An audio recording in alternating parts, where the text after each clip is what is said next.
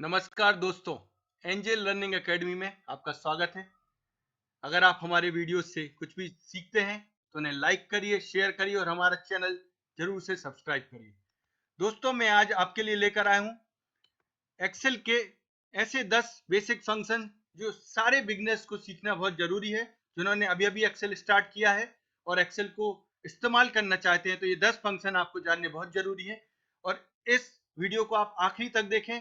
इसके बाद इस सेम सीट को अगर आप जिसको मैं इस्तेमाल कर रहा हूँ इस वीडियो में अगर आपको डाउनलोड करनी है तो उसका डिस्क्रिप्शन वीडियो में दिया हुआ है, जहां से आप डाउनलोड करके मेरे साथ प्रैक्टिस कर सकते हैं। तो दोस्तों, हम आगे बढ़ते हैं इंट्रोडक्शन की तरफ। ये कौन से 10 फंक्शन है और उनका क्या फॉर्मेट होता है फंक्शन में वैल्यू लिखने का और उसका आंसर क्या आता है वो मैं आपको बताता हूं। सबसे पहले पहला फंक्शन है इफ फंक्शन। इफ फंक्शन जो रहता है वो हमें हमेशा, अगर हमारी जो कंडीशन है, if that condition is true then answer will give it true, और वैल्यू जो हम लिखेंगे उसमें वो दे देगा हमको। अगर इफ कंडीशन इज फॉल्स तो जो हमने आंसर लिखा होगा वो हमको आंसर दे देगा। तो इसका फॉर्मेट रहता है इफ लॉजिकल टेस्ट। कोई भी फॉर्मूला आप लिखेंगे, मैं आपको टाइप करके बताता हूँ। हमेशा फॉर्मूला इक्वल्स टू साइन से स्टार्ट होता है, उसके बाद हम फॉर्मूला टाइप करते हैं आई एफ इफ। तो आप देखेंगे हमें एक्सेल में वो सजेशन दे देता है कि कौन कौन से फॉर्मूले आई एफ से स्टार्टेड है। हम इफ फंक्शन देख रहे हैं, हम उसके ऊपर डबल क्लिक करेंगे तो आप देखेंगे उसका फॉर्मेट आ गया logical test. True value if true, value if false. तो लॉजिकल टेस्ट अभी बोल्ड में है, दैट मीन्स अभी हम लॉजिकल टेस्ट मतलब कंडीशन, मैं कौन सी कंडीशन यहाँ पे अप्लाई करना चाहता हूँ। अगर वो कंडीशन मेरी ट्रू होती है तो मैं कॉमा लगाऊंगा, उसके बाद ट्रू होने पर मुझे क्या चाहिए, आउटपुट में मुझे क्या डिस्प्ले होना चाहिए, यस, ट्रू, नो, वैसी कंडीशन में टाइप करूंगा। अगर मैं लिखता हूँ यस तो अगर मुझे टेक्स्ट चाहिए तो हमेशा डबल इन्वर्टेड कॉमा में मैं टेक्स्ट को टाइप करूंगा और मुझे आंसर मिलेगा। कॉमा वैल्यू इफ फॉल्स, अगर वैल्यू फॉल्स रहती है तो अब मुझे क्या आंसर चाहिए, नो, और ब्रैकेट क्लोज। ये फॉर्मूले का फॉर्मेट हो गया। Condition if A1 cell equals to 1, ये मैंने कंडीशन टाइप की। If A1 equals to 1 answer is no, because A1 is not equals to 1, A1 is equals to chapter 8। तो ऐसे करके हम फॉर्मूला टाइप करेंगे और उसका आंसर हमें मिलेगा। सेकेंड फंक्शन है एंड फंक्शन। दोस्तों, एंड फंक्शन, एंड गेट अगर आप लोगों ने पढ़ा हो, अगर नहीं पढ़ा है तो मैं बता देता हूँ। एंड फंक्शन हमारे जो गेट्स हैं वैसे ही तो काम करता है। अगर इसमें मल्टीपल लॉजिक है, जैसे अभी हमने इफ में एक लॉजिक लगाया और उसके अगेंस्ट में हमें आंसर मिला, जो अगर ट्रू है तो जो आंसर हमें चाहिए वो, फॉल्स है तो वो। एंड में क्या होता है, हम मल्टीपल लॉजिक लगाएंगे और अगर एक भी लॉजिक का आंसर फॉल्स आता है तो हमारे टोटल एंड ये फॉर्मूले का आंसर फॉल्स आ जाएगा। सिमिलरली और में अगर जो लॉजिक हम लगाते हैं उसमें एक भी लॉजिक का आंसर ट्रू है तो हमारा आंसर ट्रू हो जाएगा।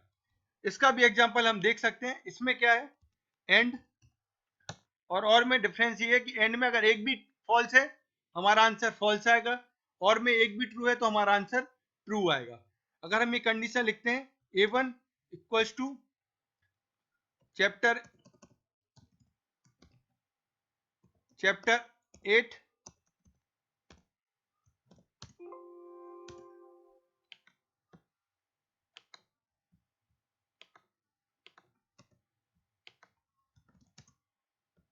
फॉल्स,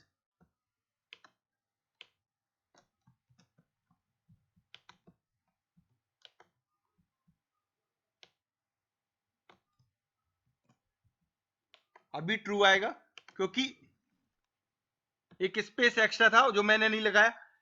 अगर A1 इक्वल्स टू चैप्टर 8 मैंने टाइप किया तो आंसर आए ट्रू, कॉमा एक और कंडीशन में लिखूंगा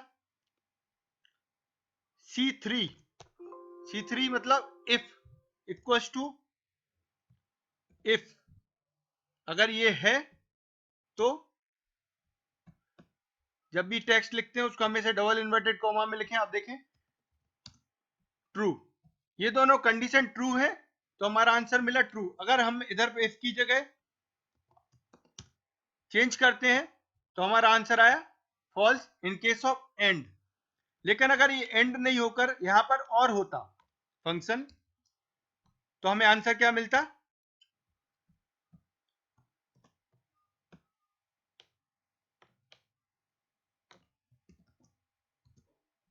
ट्रू, क्योंकि उसमें एक कंडीशन ट्रू है इसलिए हमें आंसर मिल रहा है ट्रू। लेकिन एंड के केस में एक भी कंडीशन फॉल्स होती तो हमें आंसर मिलता है फॉल्स। अगर दोनों कंडीशन ट्रू है तो एंड में हमेशा ट्रू मिलेगा, अगर एक भी कंडीशन ट्रू है तो और में हमें ट्रू मिलेगा आंसर। फिर आते हैं सम फॉर्मूला। सबसे बेसिक फॉर्मूला है, हमें कभी भी एक्सेल में सम निकालना हो तो हम नॉर्मली क्या टाइप करते हैं, जैसे कि हम इक्वल्स टू वो सेल सिलेक्ट करेंगे प्लस दूसरा सेल सिलेक्ट करेंगे और आंसर हमें मिल जाता है। अगर मैंने इधर पे लिखा 1 एंड 2 तो आंसर विल बी 3। अगर मुझे इसे दूसरे तरीके से करना हो तो मैं सम फॉर्मूले का यूज करूंगा, इक्वल्स टू सम कॉमा तब भी आंसर हमें मिलता है 3। और अगर इससे ज्यादा बड़ी रेंज है, अगर कॉमा लगाकर मैं नंबर लिखना चाहूं तो मैक्सिमम में 255 नंबर्स तक लिख सकता हूं। जहां पर ये लिखा हुआ है जितने भी फॉर्मूलाज हैं इसमें इंडिविजुअल रेंज में अगर डालना चाहूं इंडिविजुअल कॉमा करके तो सिर्फ 255 नंबर का सम हमें देगा। लेकिन अगर मुझे मेरे पास रेंज अवेलेबल है तो मैं कितने भी रेंज के नंबर्स का सम निकाल सकता हूं। एग्जांपल के लिए इसको मैं अगर F2 G2 की जगह एज ए रेंज भी मैं सिलेक्ट कर सकता था, इनको सिलेक्ट करके दोनों को F2 G2। अगर मैं इसको रेंज को बढ़ाना चाहूं आई तक तो G की जगह मैं आई टाइप करूंगा और मेरा रेंज आई तक हो गया। अभी मैं यहां पर आई पर लिखूंगा 1 तो आप देखेंगे सम चेंज होकर 4 हो गया। ऐसे करके हम सिंपल सम निकाल सकते हैं। फिर आता है कंडीशनल सम। तो दोस्तों जैसे हमने कंडीशन या बोले लॉजिक जो अभी लगाया था इफ में या एंड में या और में, वैसे ही हमें कंडीशनल सम चाहिए कि अगर मैं एग्जांपल की बात करूं, अगर कोई कंडीशन मेरी फुलफिल होती है तभी मुझे उस सेल का सम देना है, अदरवाइज मुझे उस सेल का सम नहीं चाहिए। तब हमें सम इफ का इस्तेमाल करेंगे। इसका जो फॉर्मेट रहता है वो है रेंज, क्राइटेरिया और सम रेंज। तो रेंज जो पहला है फॉर्मूले में वो होता है वो रेंज जिसमें हमें ये क्राइटेरिया फुलफिल करना है। मतलब कि मान लो अगर मैं बोलूं कि ये मेरे स्टूडेंट्स के मार्क्स हैं, जो स्टूडेंट क्लास ए के हैं उनका ही मुझे सम दीजिए, तो मैं क्राइटेरिया में क्लास जो सेक्शन है उसको रेंज में लूंगा, उसके बाद क्राइटेरिया डालूंगा ए, फिर सम रेंज मेरी रहेगी उनके मार्क्स। तो ये दोनों अलग अलग हो जाएंगे। वैसे ही एवरेज, जैसे मैंने सम के बारे में बताया ऐसे ही नंबर का एवरेज निकालना हो तो जहां पर ये मैंने सम लिखा है उसकी जगह में एवरेज चेंज करूंगा तो मुझे नंबर का एवरेज मिल जाएगा। एवरेज इफ, जैसे सम इफ फंक्शन है वैसे ही एवरेज इफ काम करता है। फिर आते हैं काउंट पर। काउंट में मैंने 3 टाइप के फॉर्मूले लिखे, काउंट, काउंट ए, काउंट ब्लैंक। काउंट जो फंक्शन है वो हमेशा हमें नंबर, अगर मैं इस फंक्शन को यूज करूंगा और रेंज सिलेक्ट करूंगा तो मुझे उस रेंज में number of cells that contains number उनका आंसर देगा। मतलब अगर मैंने कोई रेंज सिलेक्ट की उसमें 10 रेंज में सेल्स है, उसमें से 8 सेल में नंबर है तो मेरा आंसर होगा 8। अगर सेल में 8 सेल में से एक सेल में टेक्स्ट लिखा है तो फील्ड मेरी सेल 8 है तब भी आंसर मुझे देगा 7, 8 नहीं देगा, क्योंकि ये हमेशा नंबर्स को काउंट करता है कि कौन कौन सी सेल में नंबर्स हैं उनका आंसर मुझे देगा। अगर मुझे चाहिए कि टोटल सेल कितनी है जिस जो फील्ड है, अगर मुझे उसको कैलकुलेट करना तो मैं फॉर्मूला लगाऊंगा काउंट ए, इसमें नंबर हो सेल हो उसमें कुछ भी स्पेस हो वो मुझे काउंट करके दे देगा कि that number of cells that are not blank. अगर मुझे ब्लैंक सेल्स काउंट करनी है किसी भी रेंज में तो मैं काउंट ब्लैंक का फॉर्मूला यूज करूंगा और मुझे ब्लैंक सेल्स आंसर में दे देगा। तो दोस्तों ये तो था इंट्रोडक्शन की फॉर्मूला क्या फॉर्मेट होता है और उससे क्या हमें एक्सपेक्टेड आउटपुट मिलता है। अभी हम उसको एक एक्सरसाइज से करके देखते हैं कि कैसे हम इनका इस्तेमाल कर सकते हैं। तो हम एक्सरसाइज में आते हैं। यहाँ पर मैंने डिफाइन किया ग्रेडिंग सिस्टम, ये स्कूल का मार्क्स है और हम उसका रिजल्ट निकालना चाहते हैं कि हमारे क्लास के स्टूडेंट्स का क्या रिजल्ट रहा है। तो हमने कुछ कंडीशंस दी हैं, ये एक्सरसाइज आप मेरे साथ कर सकते हैं। अगर आपके मार्क्स लेस देन 25 है तो आपको डी ग्रेड मिलेगा और आप फेल हो जाएंगे। अगर आपके मार्क्स लेस देन 50 हैं, दैट मीन्स 25 और 50 के बीच में है, तो आपका ग्रेड रहेगा सी, आप पास। अगर आपके 50 से 75 के बीच में है तो बी पास, और 75 से 100 के बीच में है तो आपका ग्रेड है ए और आप पास हो जाएंगे। तो दोस्तों अब हम ये कंडीशन के साथ में यहाँ पर फॉर्मूला लगाएंगे और आंसर निकालेंगे। तो अभी एक तरीका है कि मैं इसको मैन्युअली करूं कि कौन से स्टूडेंट का मैथ में मार्क्स है 95 तो कौन से ग्रेड में। मैंने मैन्युअली यहाँ पे लिखा हुआ है ग्रेड ए में होना चाहिए।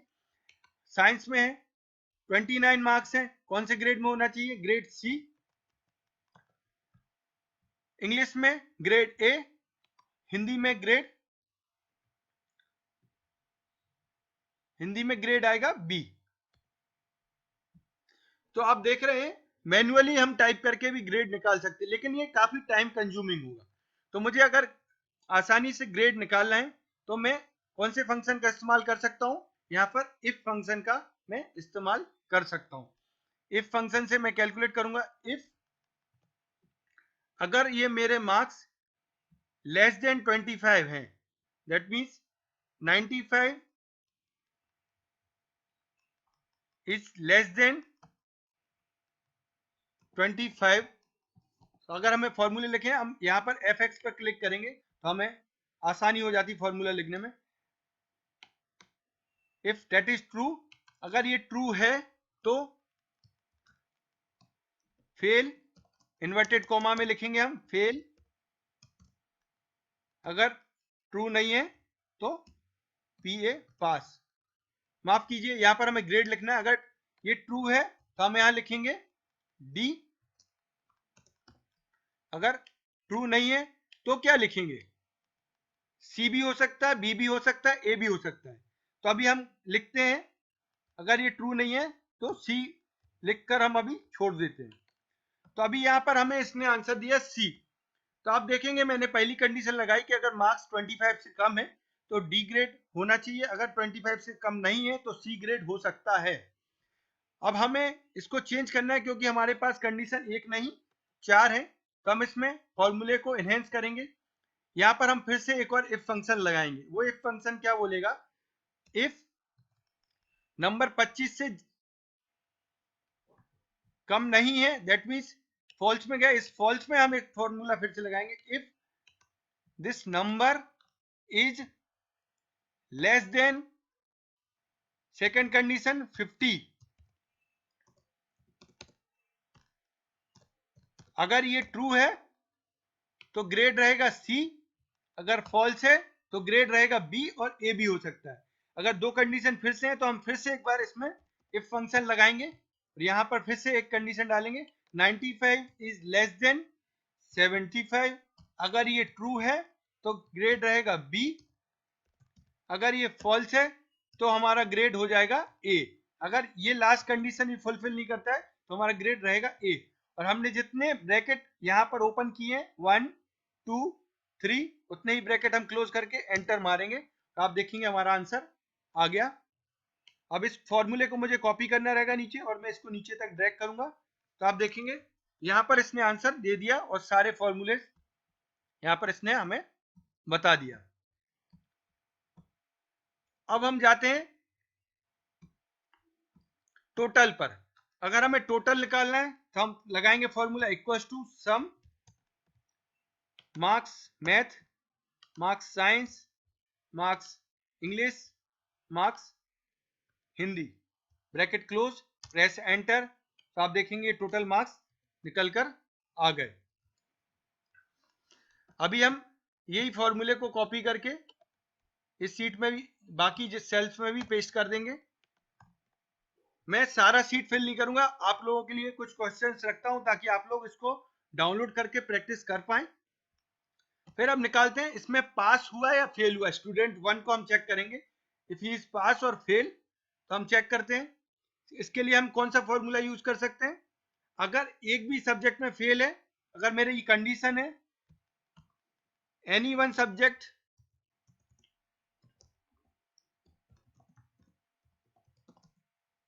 फेल देन फेल, और दूसरी कंडीशन है any one subject pass then pass. दोस्तों यहां पर अगर हमें जानना है कि वो किस सब्जेक्ट में फेल हुआ है, किसी भी एक सब्जेक्ट में अगर वो फेल होता है तो टोटल हम उसे फेल कर देंगे। तो यहां पर हम लगाएंगे और फंक्शन इक्वल्स टू और, फिर हम यहां टेस्ट करेंगे logical test, this equals to और यहां पर ग्रेड प्रेस C4, हम इसको फिक्स कर देंगे ताकि हम फॉर्मूले को जब ड्रैग करेंगे कॉपी करेंगे तो हमारा C4 फिक्स रहे। Then second condition science grade equals to C4, and third condition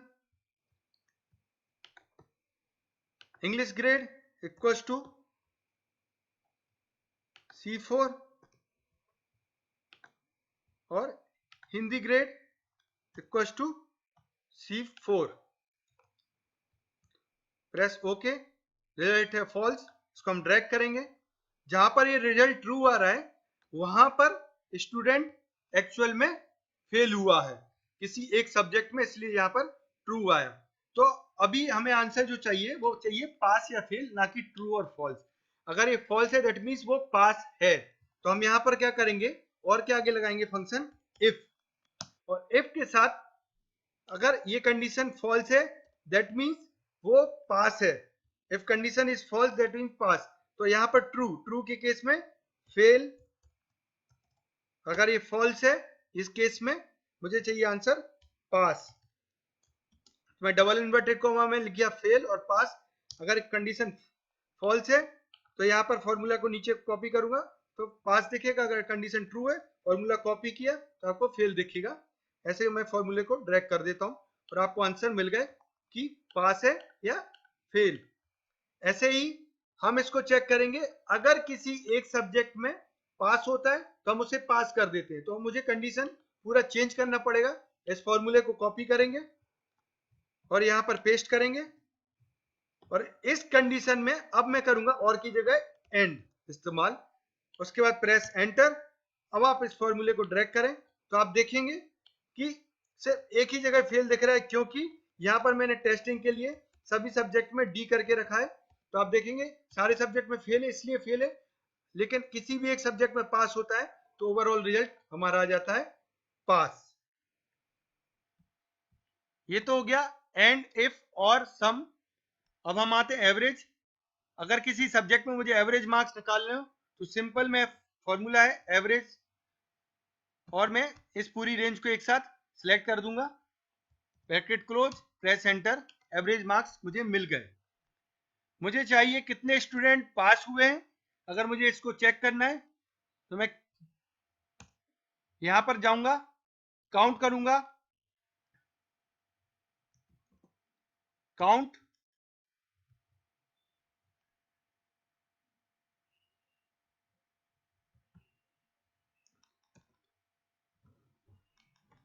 if, और मैं रेंज सेलेक्ट करूंगा। इस रेंज में मैं डालूंगा, ये रेंज है उसका क्राइटेरिया रहेगा मेरा ग्रेटर देन, अगर 25 है तो मेरा स्टूडेंट पास है। मैंने फॉर्मूला लगाया और प्रेस एंटर, इसको डबल इन्वर्टेड कोमा में लिखेंगे तो आप देखेंगे इसने मुझे काउंट दे दिया कि टोटल 7 स्टूडेंट पास है। तो हम देखेंगे इधर पे 1 2 3 4 5 6 7। फिर मुझे एवरेज मार्क्स निकालने, जो स्टूडेंट पास हो चुके हैं उनके मार्क्स निकालने के लिए मैं फिर से फॉर्मूला लगाऊंगा एवरेज इफ, यहां पर मैं रेंज सिलेक्ट करूंगा और क्राइटेरिया क्राइटेरिया मेरा वही रहेगा, inverted comma greater than 25, inverted comma close करेंगे, देन रेंज।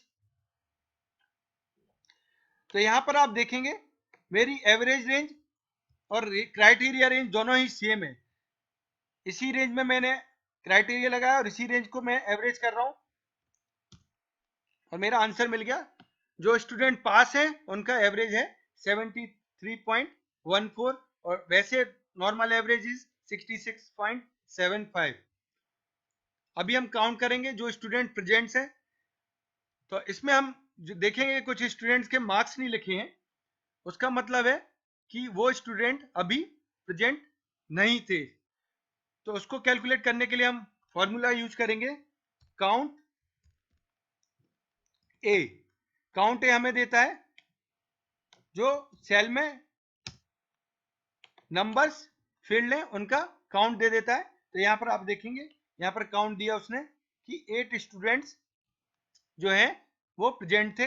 तो जो अगर एब्सेंट स्टूडेंट का मुझे लिस्ट निकालना है तो कैसे निकालूंगा, काउंट ब्लैंक और इस रेंज को सिलेक्ट करके ब्रैकेट क्लोज किया तो इसने बताया 2 स्टूडेंट एब्सेंट थे। अगर मुझे पता करना है टोटल नंबर ऑफ स्टूडेंट कितने हैं तो यहां पर अगर मैं काउंट फंक्शन लगाता हूं और नंबर ऑफ स्टूडेंट सिलेक्ट करके तो यहां पर मुझे आंसर दे रहा है 0, क्योंकि काउंट फंक्शन सिर्फ नंबर्स को काउंट करता है कि कौन से कितने सेल्स में नंबर्स है। लेकिन अगर सेल में नंबर नहीं है तब मुझे काउंट चाहिए तो मुझे काउंट की जगह काउंट ए फंक्शन का इस्तेमाल करना होगा और मुझे आंसर मिल जाएगा कि 10 स्टूडेंट्स यहां पर मेरे क्लास में थे। तो दोस्तों उम्मीद करता हूं आपको ये सारे फॉर्मूले क्लियर हो गए होंगे। एक बार आप इसे डाउनलोड करके आप भी प्रैक्टिस कर सकते हैं और अगर आपको हमारे वीडियो से कुछ भी सीख रहे हैं, समझ में आ रहा है तो आप इन्हें लाइक करिए, शेयर करिए और सब्सक्राइब जरूर करिए। थैंक यू दोस्तों।